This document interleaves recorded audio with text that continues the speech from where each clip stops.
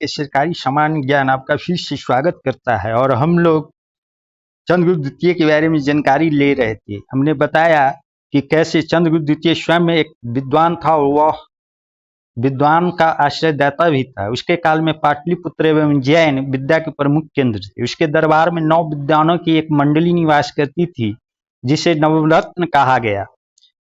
इसमें महाकवि कालिदास अग्रगण्य थे। कालिदास के अलावा विक्रमादित्य के नवरत्नों में छपनक, धनवंतरी, अमर सिंह, बेताल भट्ट, शंकु, घटकड़पर, वराह मिहिर, भरूची आदि विद्वान शामिल थे। चंद्रगुप्त द्वितीय का संधि विग्रहिक वीरसेन व्याकरण, न्याय, मीमांसा एवं शब्द का प्रकांड पंडित एवं एक कवि था। उज्जैनी में कवियों की परीक्षा लेने हेतु एक विद्वत परिषद थी जिसमें कालिदास, अमरु, भर्तृमेट, भारवी, हरिश्चंद्र, चंद्रगुप्त आदि कवियों की परीक्षा ली थी। चंद्रगुप्त द्वितीय के शासनकाल की एक प्रमुख घटना चीनी यात्री फाहियान का भारत आगमन भी है।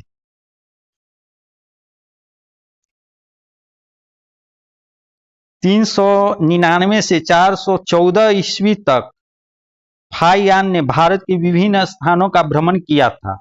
उसका भ्रमण वृत्तांत हो वो कि चंद्रगुप्त कालीन भारत की सांस्कृतिक दशा का सुंदर निरूपण करती है। चंद्रगुप्त द्वितीय का काल ब्राह्मण धर्म के चरमोत्कर्ष का काल कहा जाता है। फाहियान के विवरण से चंद्रगुप्त के शासनकाल में शांति, सुव्यवस्था, समृद्धि एवं सहिष्णुता आदि की स्पष्ट सूचनाएं प्राप्त होती है। दिल्ली स्थित मेहरौली में कुतुब मीनार के पास एक लौह स्तंभ है जिसमें चंद्र नामक राजा की उपलब्धियों का वर्णन किया गया। इस लेख की लिपि गुप्त काल की है। इस लौह स्तंभ को लेकर विद्वानों के बीच हालांकि मतभेद है, किंतु इसमें वर्णित विवरणों के आधार पर कहा जा सकता है कि यह लौह स्तंभ चंद्रगुप्त विक्रमादित्य का ही है। शक राजा के समझ घुटने टेकने वाले रामगुप्त के दौर में चंद्रगुप्त द्वितीय ने अपने कौशल एवं बाहुबल से शकपति की हत्या की और साम्राज्य को अपने अधिकार में कर लिया। पूर्वी प्रदेश, बंगाल आदि पर चंद्रगुप्त द्वितीय के विजयों की भी पुष्टि मेहरौली स्तंभ लेख से होती है। वह विष्णु भक्त था और उसकी प्रिय उपाधि परम भागवत थी। संभवतः मेहरौली का लौह स्तंभ चंद्रगुप्त की मृत्यु के पश्चात उसके पुत्र कुमारगुप्त प्रथम ने पिता की याद में उत्कीर्ण करवाया था।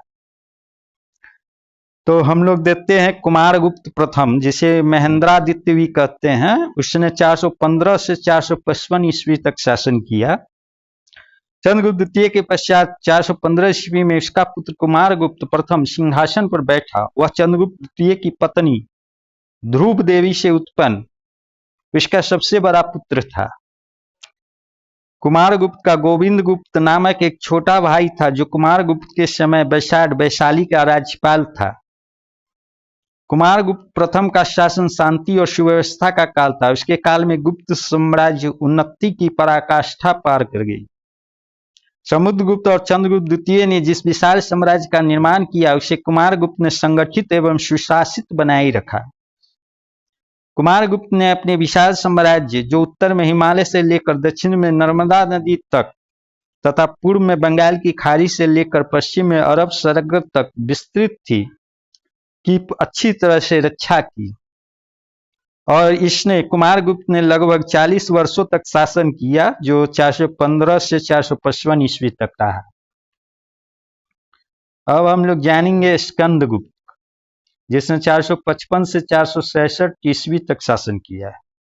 कुमारगुप्त प्रथम के निधन के बाद इसका सुयोग पुत्र स्कंदगुप्त क्रमादित्य 455 ईस्वी में सिंहासन पर बैठा।